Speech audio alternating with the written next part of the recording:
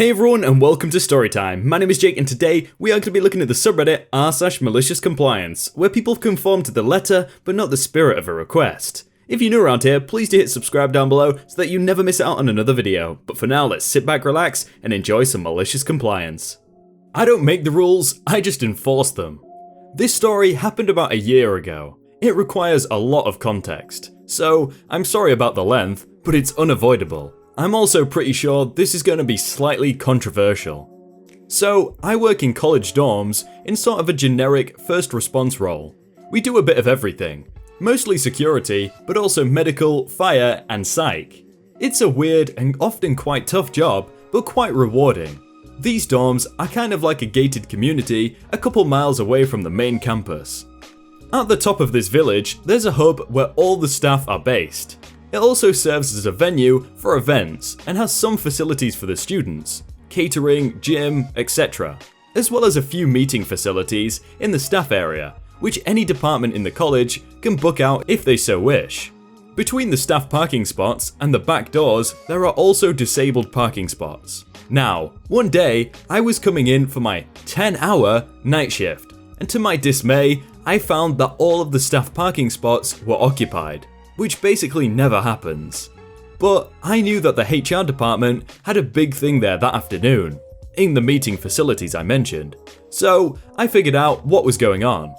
And though it's not technically against the parking policy, there are college staff after all, usually, staff who don't actually work in the building are expected to park in the visitor parking bays, not the staff parking.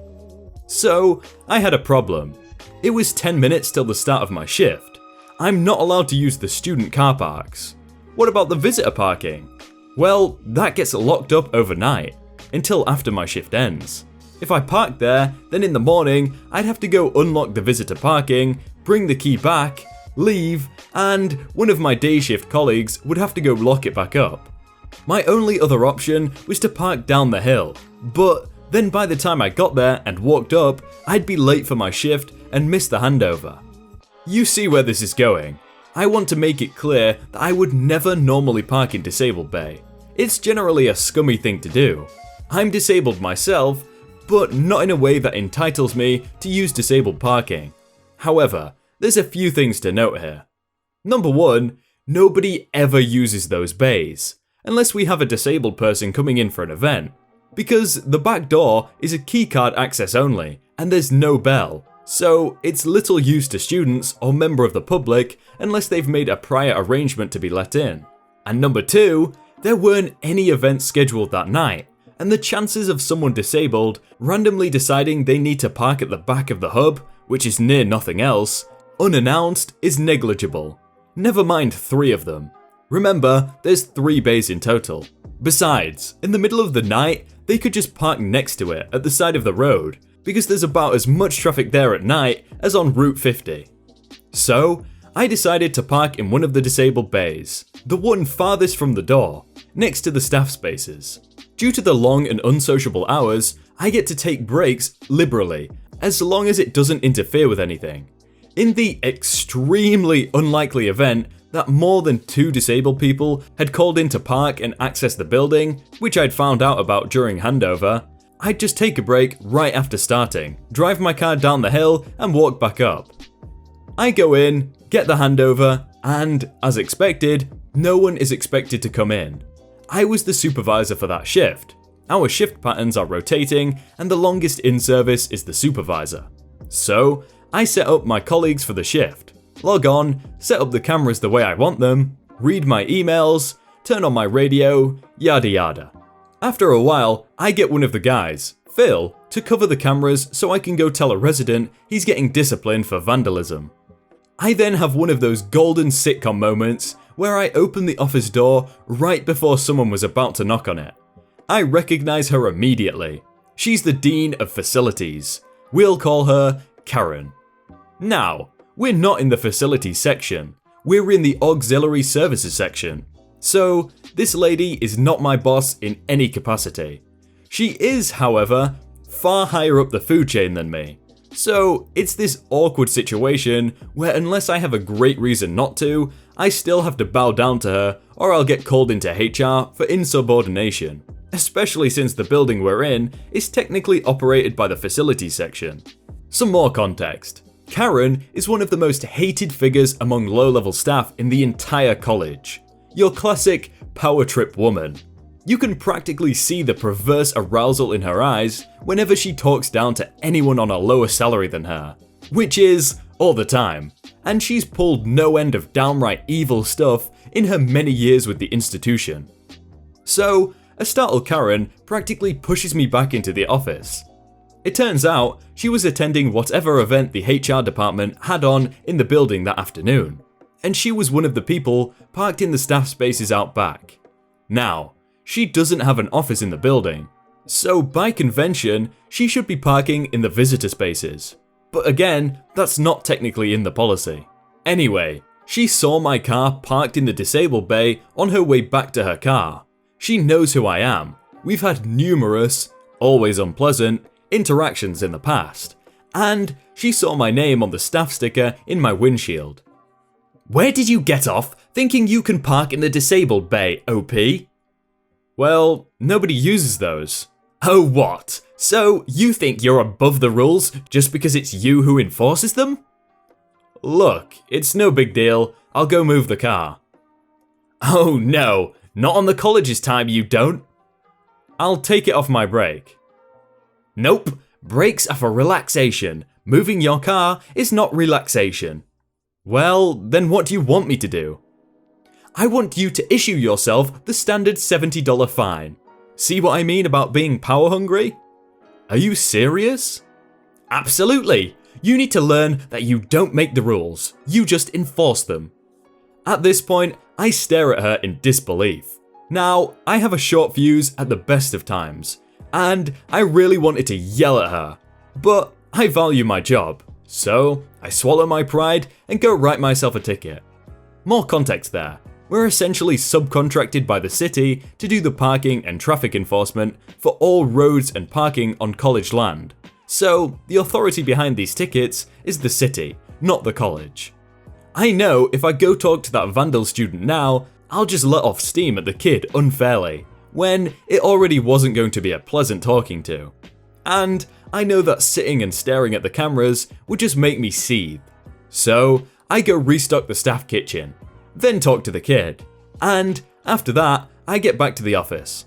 Bear in mind that Phil, my buddy who I put on the cameras, witnessed the whole thing. "Is Karen still here?" I ask. "She's just on her way out now," he says, pointing at one of the cameras, followed by, "Huh, that's weird. She's leaving through the front." Karen regularly comes here to use the gym at the end of the workday. It's free for students and staff. That's presumably what she was doing today too, seeing as it's been a good 45 minutes since she's humiliated me. When she does that, she takes a cab home, because she lives at the opposite end of the city and traffic is a nightmare at this time in the evening. And we all know it's a million times less awful being stuck in traffic if it isn't you who's driving. She then takes a cab back in the next morning to pick up her car and drive to the main campus. It's now that I make a beautiful realization. Yeah, I'm a hypocrite, sue me. I pull up the parking policy, scroll through it, and there it is, in delicious bold lettering. It is not permissible for members of staff to leave their cars parked in a staff parking area during non-working hours. It then lists a few exceptions, mainly breaks and stuff like that, none of which apply to Karen. So I'm about to write a ticket when I have an even better idea. You see, our cameras are pretty snazzy. About 6 years ago, all the cameras that monitor the roadways were updated to plate recognition cameras by the city. So now, on top of 40 days of saved camera footage, we also have the plate log, which has, so far, been kept indefinitely, and can be used to figure out when a car entered the compound and when a car left, since we only have 3 entry/exit roads. I explained my plan to Phil.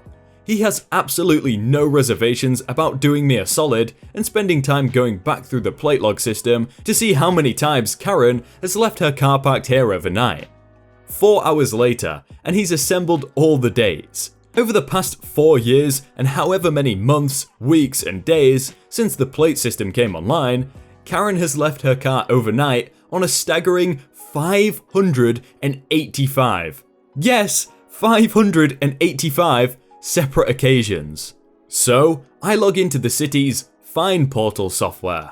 Yep, that's actually what it's called.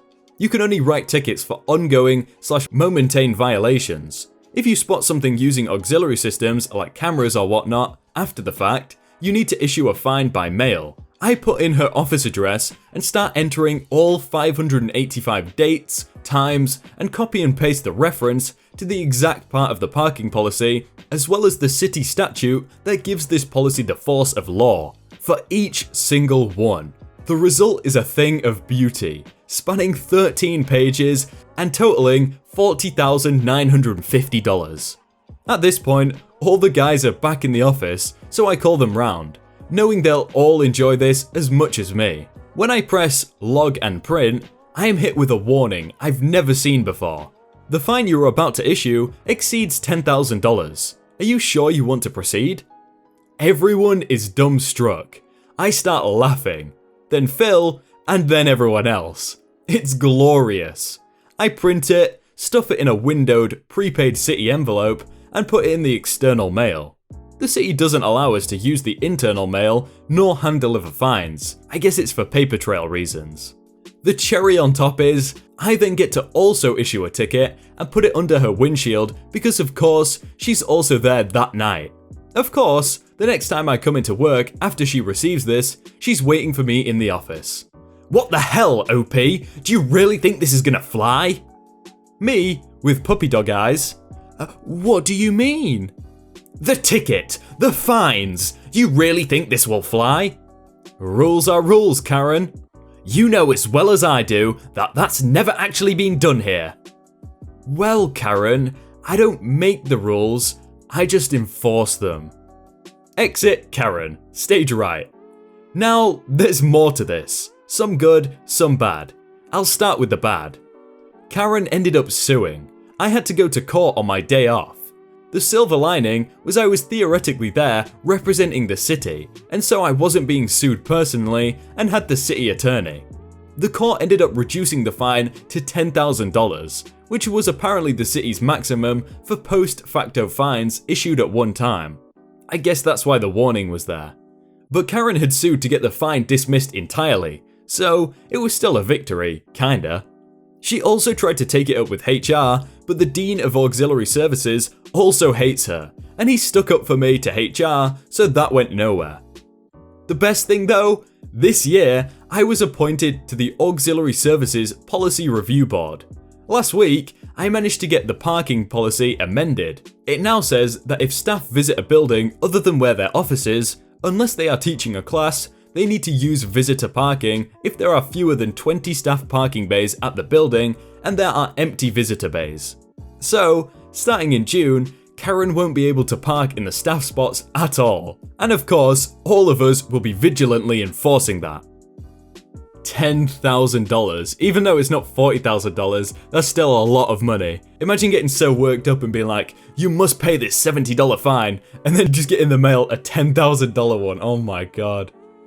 Hey everyone, I hope you all had a really good day and that you enjoyed that video. If you want to check out some other videos, then click on screen right now, or check out the playlist down below. If you enjoyed that video, then please do leave a like. And if you want to submit your own stories, then you can do so by joining the Discord in the top link in the description. But thank you so much for watching, and I will see you very soon.